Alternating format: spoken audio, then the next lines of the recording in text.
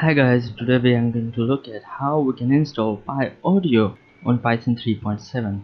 PyAudio doesn't provide any official builds for Python 3.7, so we are going to download a build package from the site, and you can find this site in the description below. We will download this package and I will just drag and drop this package on command prompt.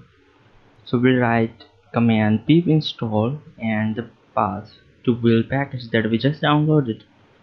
Just make sure that you download the package with CP37 in the name.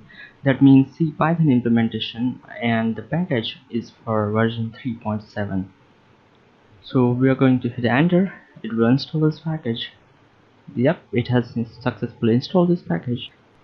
Now we can check the installed package using pip list command, and it will list out all the packages which are installed. And you can see PyAudio here, so it is installed properly.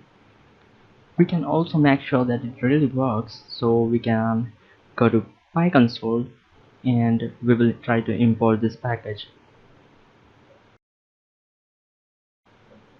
As you can see, I have Python 3.7 and I can simply import this package here to check that it works or not. Yes, it works, and that's it. We have just installed PyAudio on Python 3.7. Thanks for watching.